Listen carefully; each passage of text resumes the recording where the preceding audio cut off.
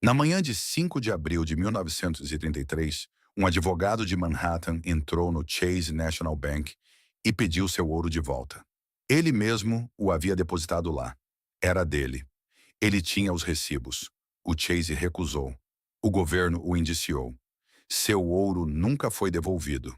Você ouvirá a história completa em um momento. Mas guarde essa imagem.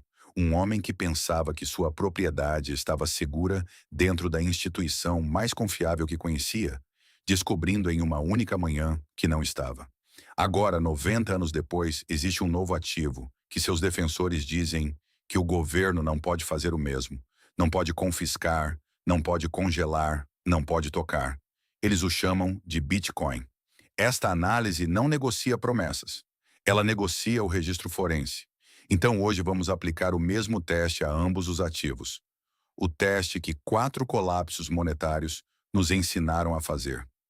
Não qual deles é melhor, não qual o deixará mais rico, mas qual deles realmente o protege quando o sistema se volta contra você. Antes de prosseguirmos, nada neste vídeo é aconselhamento financeiro. Isto examina o registro histórico. O que você faz com esse registro é sua decisão. Faça sua própria pesquisa. Consulte um consultor qualificado antes de fazer qualquer investimento. Somos historiadores aqui, não corretores. O teste de 4 colapsos monetários. A desvalorização romana, a inundação de prata da Espanha, a crise do dólar dos anos 1970 e o confisco de ouro americano de 1933. Podemos extrair 5 critérios que toda reserva de valor séria deve passar. Não testes teóricos, mas históricos. Teste 1. Ele sobrevive ao confisco do governo? Teste 2. Ele sobrevive ao colapso das instituições que o apoiam? Teste 3. Ele mantém o poder de compra ao longo de décadas, não meses, décadas. Teste 4. Ele funciona sem confiança em uma contraparte? Teste 5. Ele pode ser mantido de forma privada, fora do sistema financeiro inteiramente? Vamos submeter ambos os ativos aos 5 testes hoje e eu vou lhe dar as evidências. Não torcida, as evidências. Em 5 de abril de 1933, Franklin Roosevelt assinou a Ordem Executiva 652. Você já conhece essa história se assiste à história do confisco de ouro, mas deixe-me contar a parte que a maioria das pessoas pula. Um advogado de Manhattan chamado Frederick Barber Campbell havia depositado 27 barras de ouro no Chase National Bank. Quando a ordem executiva saiu, ele voltou ao Chase e pediu seu ouro. Eles recusaram. Ele processou. O governo o indiciou no dia seguinte, após uma sessão do grande júri de 18 minutos. 18 minutos para indiciar um graduado em Direito de Harvard pelo crime de querer sua própria propriedade de volta. O promotor principal era um jovem assistente do procurador do Silpanorm, chamado Thomas Dewey, que mais tarde concorreria à presidência 2 vezes. O ouro de Campbell nunca foi devolvido. É assim que o confisco se parece quando o governo visa o ouro mantido dentro do sistema financeiro. Agora a pergunta crítica que o público em casa já está fazendo. E o ouro que não estava no banco? Milton Friedman e Anna Schwartz estimaram em Uma História Monetária dos Estados Unidos, que não é um folheto de vendedor de ouro, é a história monetária mais rigorosa já escrita, que apenas cerca de 1 em cada 4 americanos que possuíam ouro realmente o entregaram. 1 em cada 4. Os outros 3 não fizeram nada. Nenhuma busca de porta em porta se seguiu. Nenhuma invasão domiciliar. O governo pegou o ouro que podia ver. O ouro que não podia ver permaneceu exatamente onde estava. Essa é a primeira lição forense de 1933. Não que o ouro possa ser confiscado, mas que ele só pode ser confiscado quando é visível para o sistema. Agora vamos submeter o Bitcoin ao mesmo teste. O governo dos Estados Unidos apreendeu quantidades enormes de Bitcoin. O Silk Road, o hack da Bitfinex, James John, que escondeu uma fortuna em uma lata de pipoca debaixo do chão de um banheiro na Geórgia. Em cada caso, eles conseguiram as moedas não quebrando a criptografia, mas porque alguém deixou as chaves em uma unidade de nuvem. Deixou um laptop aberto ou porque a trilha do dinheiro levou diretamente a uma corretora, onde a identidade já estava registrada. A criptografia não foi quebrada, Os humanos que detinham as chaves cometeram erros, mas há uma diferença crucial entre o ouro e o Bitcoin neste teste, e isso importa enormemente. Quando o governo do Seboardosradim quis encontrar o ouro de Frederick Campbell, ele precisou invadir o Chase National Bank, um local físico, uma instituição conhecida. Quando um governo quer restringir o Bitcoin, ele não precisa encontrar nada. Ele pode simplesmente cortar as corretoras, os processadores de pagamento, os lugares onde o Bitcoin encontra a economia comum. Ele não pode confiscar seu Bitcoin se você mesmo detiver as chaves privadas. Isso é tecnicamente verdade, mas pode tornar seu Bitcoin difícil ou impossível de converter em qualquer coisa que você possa gastar. Há uma frase na comunidade Bitcoin que captura exatamente isso. Nem suas chaves, nem suas moedas. O Bitcoin em autocustódia mantido em uma carteira de hardware, com chaves privadas conhecidas apenas por você, nunca foi confiscado criptograficamente. O ouro mantido em um banco, visível, confiscável. Ouro enterrado no quintal, invisível, deixado de lado. Bitcoin em uma corretora, visível, confiscável. Bitcoin em autocustódia com uma chave memorizada. Invisível, deixado de lado. O mecanismo é idêntico, o instrumento é diferente. Ambos os ativos passam no teste, um com a mesma condição anexa. O ativo que o governo pode ver é o ativo que o governo pode alcançar. Ambos ou nenhum, dependendo inteiramente do que você faz com eles. Constantino estabeleceu o sólidos romano no início do século IV. O Império Romano do Ocidente entrou em colapso 150 anos depois. O solidus continuou circulando por quase 1000 anos depois disso. Os mercadores árabes o chamavam de dinar. Os venezianos o copiaram como o ducado. A moeda mudou de nome. O ouro dentro dela não. O ouro físico não requer nenhuma instituição para funcionar. Nenhum governo, nenhuma corretora, nenhuma internet, nenhuma eletricidade. É o único ativo que nunca, na história registrada, chegou a zero. Nem uma vez, em lugar nenhum. O Bitcoin nasceu do colapso institucional. Satoshi Nakamoto lançou o White Paper do Bitcoin no outono de 2008, 6 semanas após o Lehman Brothers declarar falência. O bloco Gênesis, o primeiro bloco já minerado, trazia embutida uma manchete de jornal. Chancelera à beira do segundo resgate para os bancos. O Bitcoin foi projetado como uma resposta exatamente ao tipo de falha institucional que este registro documenta. Mas aqui está a pergunta que o registro forense nos obriga a fazer. Ele realmente sobreviveu ao colapso institucional ou apenas sobreviveu até agora? A resposta honesta exige olhar para o que realmente aconteceu com as instituições construídas em torno dele. Em fevereiro de 2014, a Gox, que em seu auge processava a maioria de todas as transações globais de Bitcoin, interrompeu as retiradas e declarou falência. O Bitcoin de mais de 100 mil credores havia sumido. Um desenvolvedor de Londres, chamado Colin Burgess, tinha suas economias presas lá dentro. Ele voou para Tóquio, ficou na neve do lado de fora do escritório da corretora em Shibuya e segurou um cartaz de papelão que dizia: Mt. Gox, onde está nosso dinheiro? Ele protestou por uma semana até que a polícia japonesa encerrou o protesto. Em novembro de 2022, a corretora FTX de Sam Bankman-Fried faliu. Uma carta enviada ao Departamento de Justiça por uma das vítimas descreveu o depósito de uma vida inteira de economias na FTX 3 meses antes do colapso. Minha vida inteira foi destruída. Tenho 2 filhos pequenos. Minha esposa está suicida e deprimida. Bankman-Fried foi eventualmente condenado a 25 anos de prisão. Aqui está o que o registro forense realmente mostra. O protocolo Bitcoin nunca foi hackeado. Nenhuma vez. A matemática subjacente a ele permanece intacta. Cada falha catastrófica na história do Bitcoin foi uma falha das instituições humanas construídas em torno dele, não do ativo em si. A Mt. Gox era uma corretora mal administrada. A FTX foi, de acordo com John J. Rater City, o homem que lidou com a falência da Enron, uma falha completa de controles corporativos dirigida por pessoas que não tinham ideia do que estavam fazendo com o dinheiro de outras pessoas. A mesma distinção que percorre cada roteiro histórico se aplica aqui.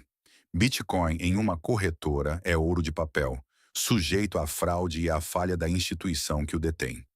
Bitcoin em autocustódia é ouro enterrado, dependente apenas de você. O ouro passa no teste 2 incondicionalmente. O ativo em si não tem instituição para colapsar. Ele simplesmente existe.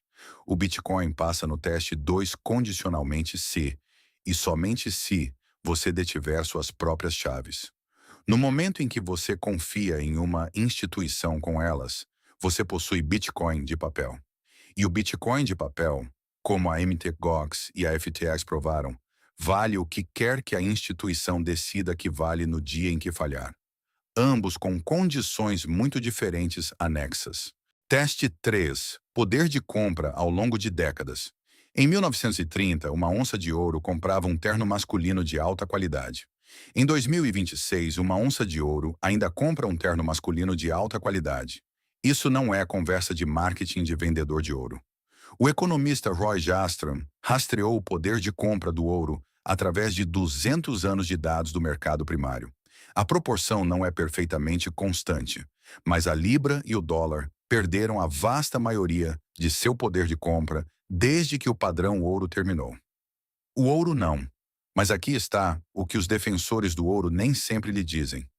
Em 1980, o medo estava no auge e todos estavam comprando ouro. Então o preço desabou e continuou caindo por quase 20 anos. Uma pessoa de meia idade que comprou naquele auge para proteger sua aposentadoria e precisou desse dinheiro na aposentadoria, foi devastada. O ouro não recuperou seu poder de compra real daquele momento até 45 anos depois. O ouro é uma reserva de valor geracional, nem sempre é uma reserva de 20 anos. Agora, o Bitcoin. O Bitcoin foi lançado em 2009 a um preço tão pequeno que é difícil expressar de forma significativa. Nos anos que se seguiram, ele se valorizou mais do que qualquer ativo na história financeira registrada. E ele também desabou de forma mais violenta do que quase qualquer ativo na história financeira registrada. Em 4 ocasiões distintas, o Bitcoin perdeu mais de 3/4 de seu valor. Não em um declínio lento, mas em uma debandada. Após o primeiro grande colapso, ele foi descartado, acabado, morto. Então ele voltou mais forte. Após o segundo colapso, foi descartado novamente. Então voltou mais forte. Após o terceiro, o mesmo. Após o quarto, o mesmo. Cada colapso foi seguido por uma nova máxima histórica. Esse é o argumento histórico mais honesto do Bitcoin. Não estabilidade, não previsibilidade, mas recuperação assimétrica. Mas aqui está a questão do poder de compra que 16 anos de dados não podem responder. Quando Nixon fechou a janela do ouro, o ouro subiu por 9 anos seguidos. Isso parecia uma valorização permanente para todos que estavam comprando perto do topo. Então vieram 2 décadas de declínio, depois a recuperação, depois uma nova máxima histórica. O padrão só fez sentido em retrospecto. O Bitcoin está seguindo o mesmo arco. Um novo ativo monetário encontrando seu preço em tempo real com ciclos violentos ao longo do caminho. Ninguém sabe, inclusive eu, inclusive as pessoas que têm mais certeza. O ouro passa no teste 3 ao longo de séculos, mas pode puni-lo ao longo de décadas se você comprar em um pico impulsionado pelo medo. O Bitcoin passa no teste 3 ao longo de sua própria história curta, com a ressalva de que 16 anos não é história. É um ponto de dados. Teste 4. Risco de contraparte. Esqueça as pessoas que guardam seu ativo. Este teste foca na instituição. O ouro físico mantido em sua posse não tem contraparte. Nenhuma. Não há empresa que possa ir à falência e levá-lo consigo. Nenhum banco que possa congelá-lo. Nenhum governo que possa reverter uma transação digitalmente. Nenhum intermediário de qualquer tipo. Isso não é uma característica do ouro. É a definição de ouro físico. Mas o ouro de papel, ETFs de ouro, certificados de ouro, ouro mantido em um banco ou conta alocada, tem exatamente o mesmo risco de contraparte que qualquer outro produto financeiro, porque é um produto financeiro. Uma reivindicação sobre o ouro, não o ouro. A lição de 1933 não é que o ouro foi confiscado. A lição é que as reivindicações de papel sobre o ouro foram confiscadas e o ouro físico que não tinha rastro de papel não foi. Frederick Campbell tinha um recibo. O governo o encontrou.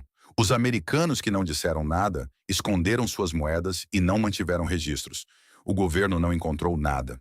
Agora, o Bitcoin. O próprio protocolo Bitcoin não tem contraparte. Nenhuma empresa o controla. Nenhum governo o emitiu. O suprimento total é limitado a 21 milhões de moedas escritas no código. Esse número não pode ser alterado sem o acordo coordenado da maioria de toda a rede global, que resistiu a todas as tentativas de fazê-lo.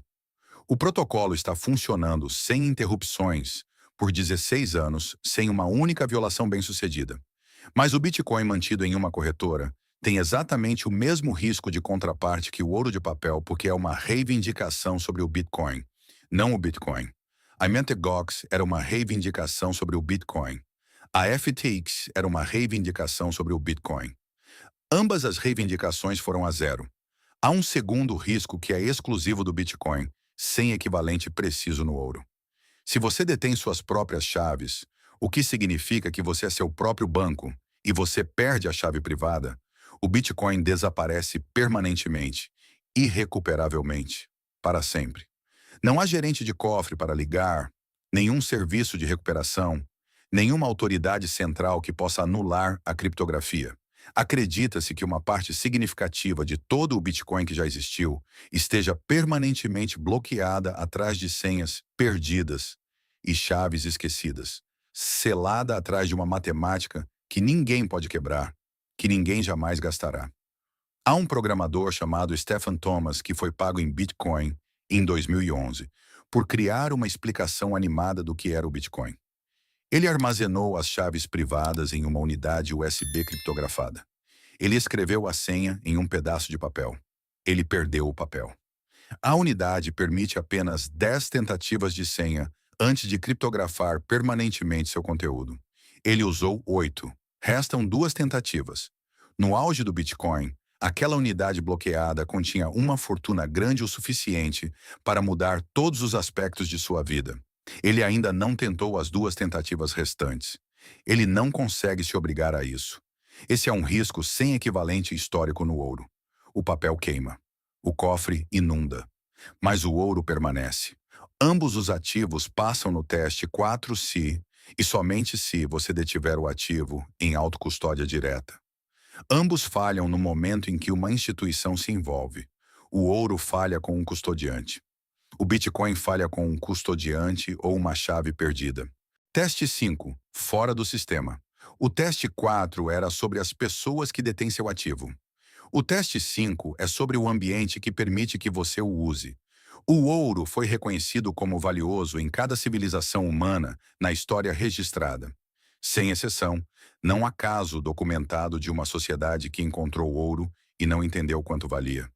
O ouro não requer eletricidade, não requer internet, não requer uma contraparte que entenda de criptografia ou possua um dispositivo compatível. Um mercador na Sevilha do século XVII e um negociante na antiga Mesopotâmia seguravam a mesma coisa em suas mãos e entendiam seu peso sem explicação. O Bitcoin não pode funcionar sem uma coisa que o ouro nunca precisou: permissão. Não de um custodiante. Cobrimos isso, mas do ambiente legal e regulatório que determina se o Bitcoin pode ser convertido em algo gastável. Se os bancos que o conectam à economia do dólar têm permissão para operar. Se o governo do momento decide que a infraestrutura ao seu redor permanece aberta ou é silenciosamente fechada. O ouro foi aceito como pagamento em cada civilização na história registrada. Nenhuma permissão do governo necessária, nenhum aplicativo, nenhuma corretora, nenhuma conta bancária. Uma moeda é uma moeda. Seu peso fala por si. O Bitcoin requer um ambiente onde transacionar com ele seja legal, onde a infraestrutura para usá-lo permaneça aberta e onde alguém do outro lado possa recebê-lo sem risco para si mesmo. Essa última condição é a que o governo dos Ananas de Lauana pode controlar sem tocar em uma única moeda. Em 2023, reguladores federais lançaram o que a indústria cripto chamou de Operação Choke Point 2.0. Reguladores bancários enviaram orientações informais aos bancos, desencorajando-os de atender empresas de cripto. O Signature Bank, um dos principais bancos que atendiam a indústria cripto, foi apreendido pelos reguladores. O Silvergate, o outro grande banco favorável às criptos, faliu na mesma semana. Da noite para o dia, as rampas de entrada e saída que conectavam o Bitcoin à economia do dólar haviam sumido. Os detentores de Bitcoin ainda tinham suas moedas. Eles simplesmente não tinham uma maneira direta de convertê-las em qualquer coisa que pudessem usar para pagar uma hipoteca, comprar mantimentos ou atender a uma chamada de margem. As moedas não foram confiscadas, as chaves não foram levadas, a criptografia não foi quebrada. O encanamento foi removido. Essa é a vulnerabilidade real do Bitcoin para um americano que detém uma riqueza séria. Não uma queda de energia, não um governo estrangeiro. O mesmo governo que assinou a Ordem Executiva 652 em 1933 pode hoje tornar o Bitcoin funcionalmente inutilizável sem confiscar uma única moeda, simplesmente decidindo quais bancos têm permissão para atender a quais indústrias. E aqui está a complicação que força a honestidade intelectual. Em 1933, os americanos que queriam mover ouro através de uma fronteira enfrentavam algo muito específico: o peso. Uma quantidade significativa de riqueza em ouro é pesada, é detectável. Os agentes alfandegários sabem como é um homem carregando dinheiro sério em ouro, porque o ouro é físico e a física não negocia. Bitcoin's answer to that problem is real.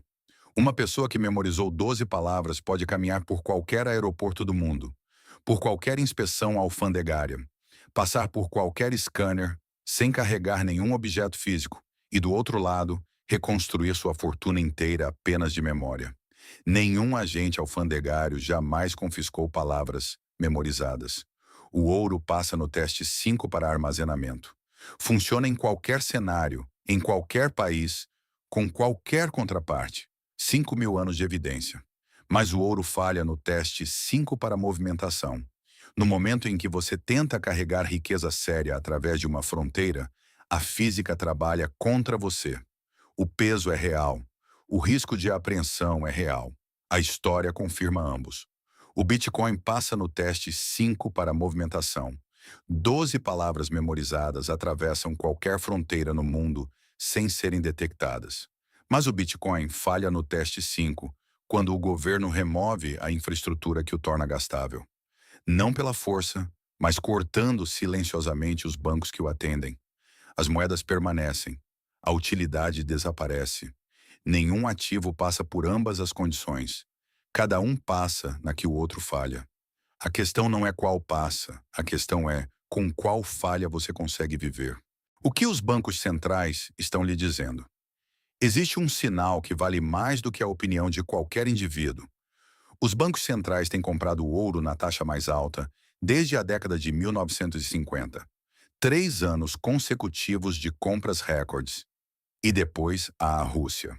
Quando o Ocidente congelou as reservas soberanas da Rússia em fevereiro de 2022, o efeito foi imediato e cirúrgico. Centenas de bilhões de dólares em ativos digitais, títulos, moeda estrangeira e obrigações foram congelados com um clique. As contas simplesmente pararam de funcionar. O ouro que a Rússia mantinha fisicamente em Moscou era intocável. Cada onça, porque nenhuma instituição estrangeira o controlava, porque nenhum clique de tecla podia alcançá-lo. Esse ouro desde então se valorizou dramaticamente. As reservas digitais congeladas permanecem congeladas. Ativos digitais mantidos em sistemas estrangeiros podem ser confiscados por ação governamental, coordenada sem aviso prévio. O ouro em custódia doméstica não pode. Uma pesquisa do Conselho Mundial do Ouro descobriu que quase 1/3 de todos os bancos centrais pretende aumentar suas reservas de ouro no próximo ano. A cifra mais alta desde que a pesquisa começou. Nenhum banco central no mundo adotou formalmente o Bitcoin como um ativo de reserva. Há uma exceção que vale a pena nomear e examinar com cuidado. Em 2021, El Salvador tornou-se o primeiro país do mundo a adotar o Bitcoin como moeda de curso legal. Aceitação obrigatória, carteiras apoiadas pelo governo, uma aposta presidencial em um novo sistema monetário. 4 anos depois, sob pressão do Fundo Monetário Internacional como condição para um acordo de empréstimo, El Salvador silenciosamente revogou isso. O Bitcoin foi rebaixado de moeda de curso legal para voluntária. O experimento durou um mandato presidencial. Os Estados Unidos mantêm uma reserva estratégica de Bitcoin construída inteiramente com moedas apreendidas em processos criminais. O Federal Reserve não detém Bitcoin. Os bancos centrais detêm ouro como capital de primeira linha sob as regras bancárias internacionais. O Bitcoin não possui tal classificação. As pessoas com mais informações, os horizontes de tempo mais longos e mais a perder, ainda estão escolhendo o ouro. Isso é um ponto de dados, não é um veredito. A pergunta que a história ainda não pode responder agora. O problema não resolvido. Frederick Barber Campbell tinha seu ouro em um cofre. O governo encontrou o rastro de papel. Eles o levaram. Stephen Thomas tem seu Bitcoin em um cofre. Ele criou a senha. Ele perdeu a senha. Ele não consegue tirá-lo. Seria a lição real de ambas as histórias a mesma lição? Que nenhuma reserva de valor é mais segura do que o sistema ou a pessoa encarregada de mantê-la. O ouro sobreviveu a cada império, cada moeda, cada governo que tentou controlá-lo. O sólido circulou por séculos após a queda de Roma. A matemática do ouro não exigiu nada da história para continuar funcionando. O Bitcoin sobreviveu a colapsos que teriam acabado com qualquer outra classe de ativos e se recuperou de todos eles. O protocolo nunca foi violado. Mas ele nunca sobreviveu ao que o ouro sobreviveu. Uma guerra mundial, o colapso de um império, um governo que decidiu, com uma única ordem executiva, que a propriedade privada dele era um crime. Aqui está a pergunta que vou deixar com você. O governo de 1933 poderia levar seu ouro se ele fosse visível. Ele não podia tocar no que não podia ver. O governo de 2026 não pode quebrar a criptografia do Bitcoin. Mas ele pode remover silenciosamente a infraestrutura que torna o Bitcoin gastável. E já demonstrou que está disposto a fazer exatamente isso. Ambos os ativos têm uma versão da mesma vulnerabilidade. Visibilidade para o ouro, permissão para o Bitcoin. A pergunta que cada pessoa assistindo a isso tem que responder por si mesma não é qual ativo é mais seguro no abstrato. É qual ameaça ela acredita ser mais provável em sua vida. Um governo que vem atrás do que pode ver e pesar, ou um governo que pressiona silenciosamente os bancos para pararem de atender a uma indústria inteira, deixando o ativo intacto, mas impossível de gastar. A história produziu ambos. Ela não nos disse qual virá a seguir. Essa é a pergunta. Obrigado por assistir. Se esta comparação histórica mudou a forma como você vê os ativos em seu próprio cofre, por favor, inscreva-se e curta o vídeo. Estamos revelando a história financeira que tentaram enterrar. Garanta seu futuro. O próximo tesouro de conhecimento será aberto em breve.